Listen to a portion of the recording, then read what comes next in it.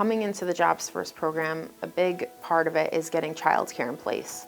And while I know that it can be nerve-wracking, going by my personal experience, I had to get my daughter into daycare when she was 18 months. Getting my daughter into daycare was a big relief because I was able to concentrate on what I needed to do for school and job searching, and having her going into daycare, I was able to accomplish all of that. Trying to find daycare for my child to do what I had to do, it was really stressful. Accessing dependable, high-quality childcare can be a major hurdle for many Jobs First Employment Services participants. As a JFES participant, you'll work with your JFES case manager to address any childcare needs you may have while you're working, job searching, or attending training or educational classes. As a parent, you may be asking yourself, how will I pay for childcare? What should I look for in a childcare program? How do I find a provider? And how do I choose the right one for my family? If paying for childcare is a challenge for you, your family may qualify for Care for Kids, a child care assistance program administered by Connecticut's Office of Early Childhood. Care for Kids can help you pay for some of your childcare costs while you're participating in the JFES program. In this video, we'll introduce you to the Care for Kids program, provide tips to help you navigate the application process, and offer some suggestions on how to find the right childcare situation for your family. Where do I start? The Care for Kids program has certain eligibility requirements that your family will have to meet. As a JFES participant, you have to be working or participating in assigned JFES activities and meet the Care for Kids program income requirements. If both parents are living in the home, both parents must be working or participating in a JFES activity during the hours of requested childcare. Your children must be under age 13 or under age 19 if your child has special needs and up to date with immunizations. You can ask your JFES case manager to help you with using the Care for Kids eligibility screening tool on the Care for Kids website located at www.ctcareforkids.com to see if you may be eligible. How do I apply? To apply for the Care for Kids program, you will need to complete both an application and a parent-provider agreement form, often referred to as a PPA. The PPA is an agreement between the family and the child care provider that describes the child care arrangements you need and are agreeing to. You can apply using a paper application or online using the Care for Kids website. The PPA must be printed and filled out. It can be submitted through the online portal, mailed, faxed, or dropped off. To access these forms, please visit the Care for Kids website. Once your application and PPA are submitted to Care for Kids, they'll review both forms. If approved, you'll receive an approval letter from Care for Kids and a child care certificate, which authorizes payment to the child care provider and shows how much Care for Kids will pay the provider. If your application is not approved, you'll receive a letter explaining why it's been denied. The most important thing you can do is to make sure that your application and PPA are filled out completely and correctly before they're submitted to Care for Kids. We'll take a closer look at both the paper and online forms and the steps you can take to make the process move along as quickly as possible. Step 1. Filling out the application. First, let's look at the Care for Kids application. In order for me to apply for Care for Kids, the first step I took was to receive the application from my caseworker at JFES that has the JFES stamp on it. As a JFES participant, your JFES case manager can assist you through the Care for Kids application process. If you are enrolled in the JFES program and you are completing the downloaded paper application from the Care for Kids website, be sure to manually write JFES on the top of the first page. If you're applying online and you're a JFES participant, be sure to check the Yes box at the top of Section 7, Work and Training Activities. One of the things that my case manager helped me with, which I feel like was my number one barrier, was with childcare. I did not have my Care for Kids active at the time. She also sat with me and we went through the whole application so that I was able to have it reactivated so that I can come back to work. There are several sections that need to be completed both on the online and paper Care for Kids application. Before you submit the application to Care for Kids, make sure that you've completed all of the sections and that you've included your first and last name, address, contact phone number, signature, and date the application. Remember to list all children under age 18 living in your home. Check the immunization box for each child needing care, and list all activities you are participating in, including training, education, and/or work information. And if your spouse or the other parent is living in your home, make sure they include their activity information and sign and date the application too. Finally, in order to cover total hours needed for childcare, be sure to include your daily round-trip commute from childcare setting to work or activity. On the online application, this is located in Section 7 under Add Activity Details. Step 2. Completing the Parent-Provider Agreement. Once you've decided on a child care provider, both you and the provider will fill out a PPA form. The PPA details the child care arrangement and allows Care for Kids to communicate with the child care provider. A separate PPA is needed for each provider you use. If you have completed the application but haven't yet chosen a provider, you can submit your application without the PPA. Once your application is approved, you'll have 30 days to choose a provider and submit the PPA. Remember that providers won't receive any payment from Care for Kids until the PPA is submitted and approved and you've received your child care certificate. When filling out the Care for Kids application, I found the parent-provider agreement to be the most challenging portion. The parent-provider agreement had sections that alternated between the parents having to fill it out and the providers. I had to do the parent-provider agreement with the provider because you have to go back and forth a bit and really work with them in order to get that completed and submitted successfully. What else can I do? Sometimes approval from Care for Kids can be delayed because of an incomplete application or PPA, or verification documents are missing. There are some steps you can take to prevent that from happening to you. First, make sure that both you and the provider complete the PPA form and that both of you sign and date it. Next, remember to enter the starting date of child care and to include the days and hours your child will be attending care. And don't forget that the provider needs to write their weekly charge on the PPA. If you choose a relative provider, you'll have to state their relationship to your child. The best piece of advice that I can think to give a new participant applying for Care for Kids for the first time or for the first time in a while is that your caseworker at JFES is there to assist you. I have personally called Care for Kids as well if I needed clarification about something. Communicate with all parties involved. Make sure that before you send in your paperwork that it's completed in its entirety so that it doesn't get caught up in the processing portion. Ask your JFES case manager to help you complete your paperwork before you send it to Care for Kids, and make sure that the information on your application and PPA is accurate. How to submit an application, online submission. You can apply for the Care for Kids program online. During the online application process, you will be able to upload any required verifications and the PPA. Paper submission.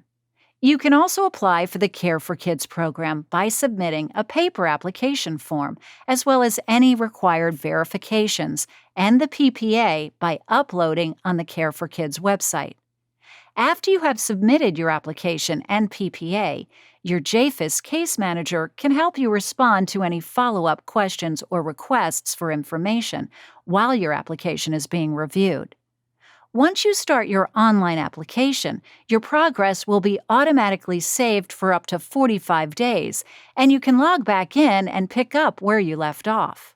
The biggest piece of advice that I can give is stay in close communication with your JFES case manager. They are there to help you. That is their job. They want to see you succeed. And from my experience, they will do just about anything to help you get through all of these processes so that you can continue to receive the benefits that you need in order to be successful.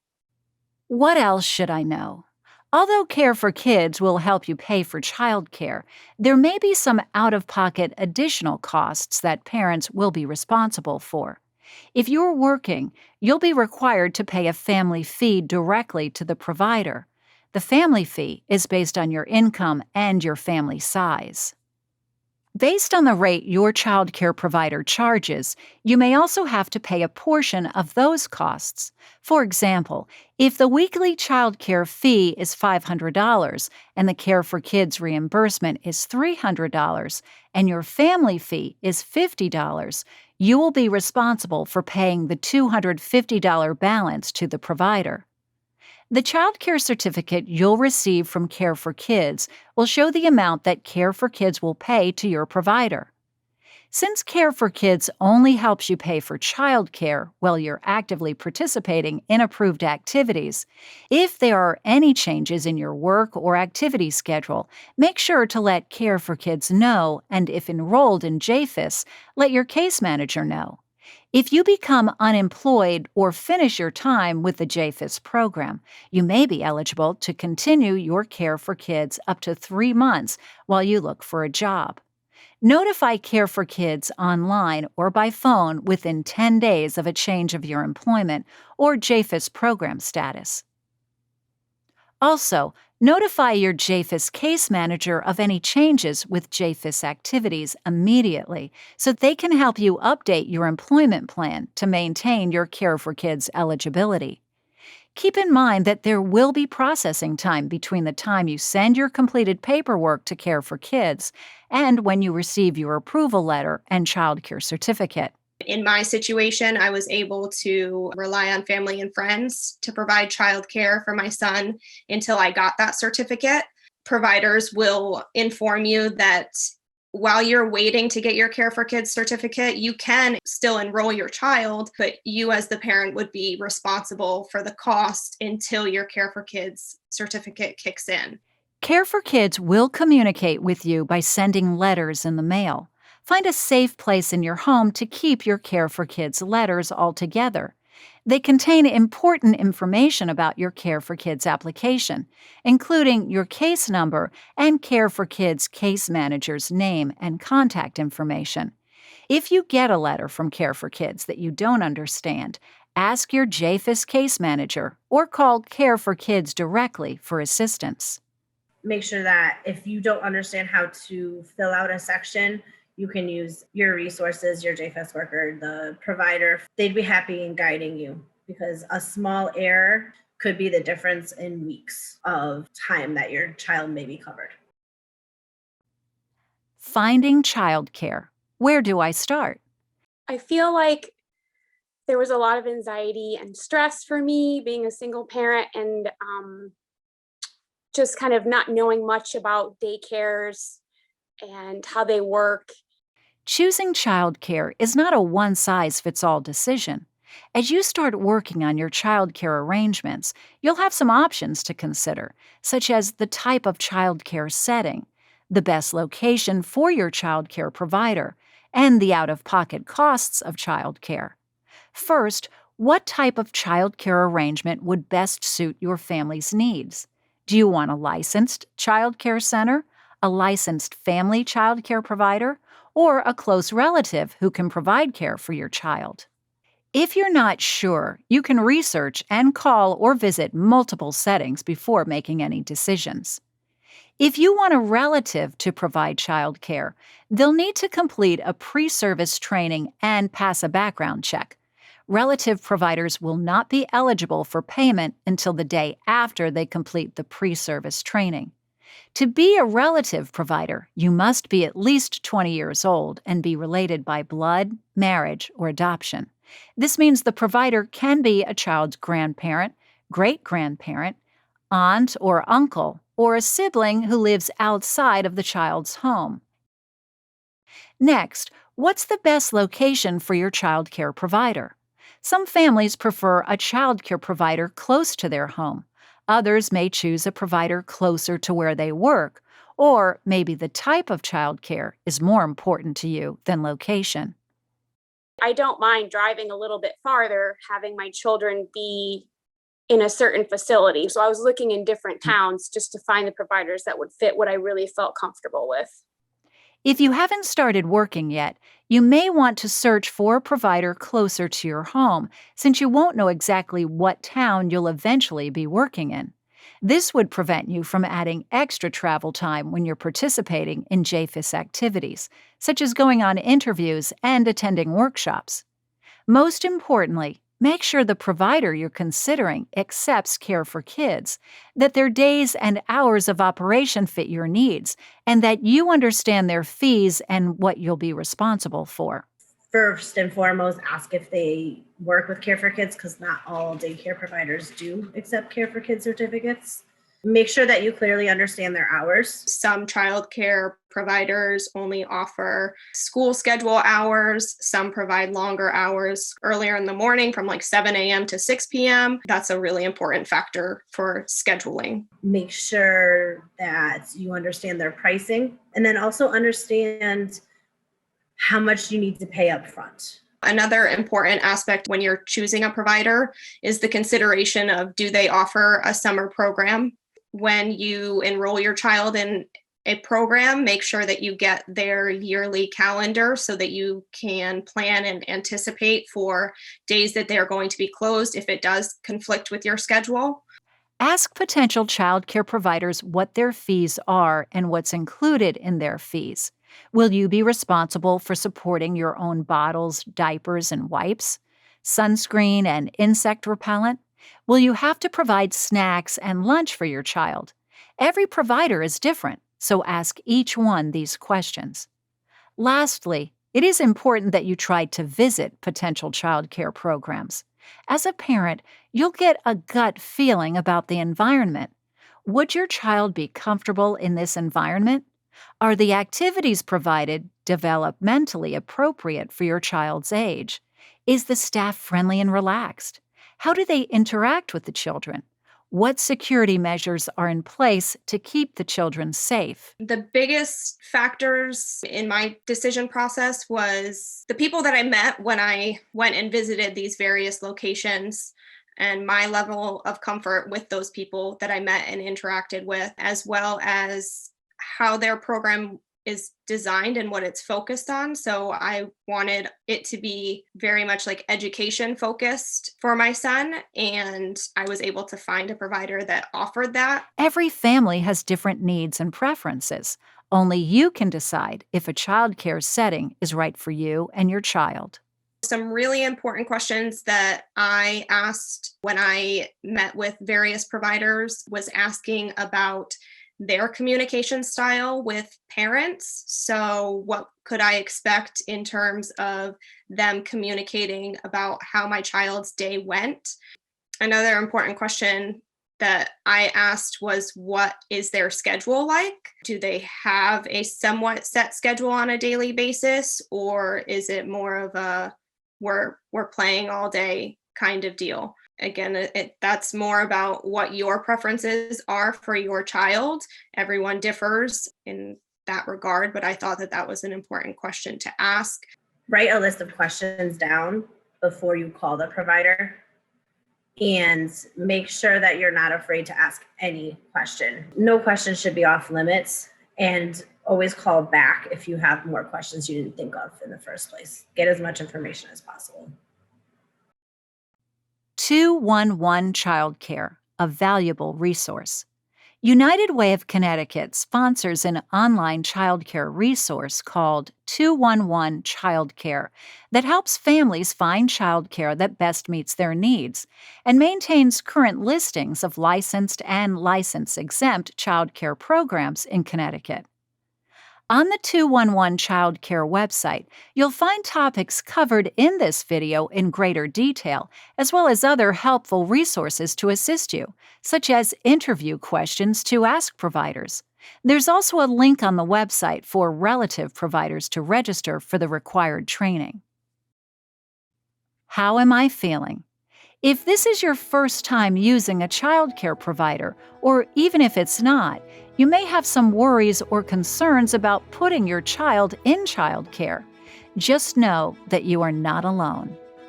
I am extremely nervous about putting my youngest into daycare. I feel like most parents are, but I'm also very excited because my oldest does very well in his preschool. So I'm, again, both excited and very anxious. There's a lot of good people out there, and you really do have to start trusting people to be able to do what you have to do, like to enable you to go to work. You have to trust somebody to watch your child. My son feels comfortable to be there, so I'm comfortable with him being there. It's definitely nerve-wracking to trust other people with your children, and there does have to be that level of trust with a care provider in order for you to feel comfortable. Trust is the biggest thing, and initially it's a bit of a trust fall, and then as they continue to go to school, you see them developing further and you see them socializing with other kids and the opportunities that they get in that environment that you just can't provide them at home or even being cared for by family. It's great to see. And as they blossom, your trust just grows as well with the child care provider. I know my son is in great hands with the teachers who take care of him every day. I find having childcare to be very beneficial for two reasons. One, maybe kind of an obvious one, but it allows me to be able to work every day and earn and provide for my family. Having childcare is huge. I would not be able to be successful going to school and working without it. I am so thankful. While I have friends and family who are willing to help, it is a huge responsibility to care for a child. So to be able to have the opportunity to use Care for Kids and have my son in an amazing educational program is incredible. I'm so thankful for Care for Kids. Like, I can't imagine where I would be without it.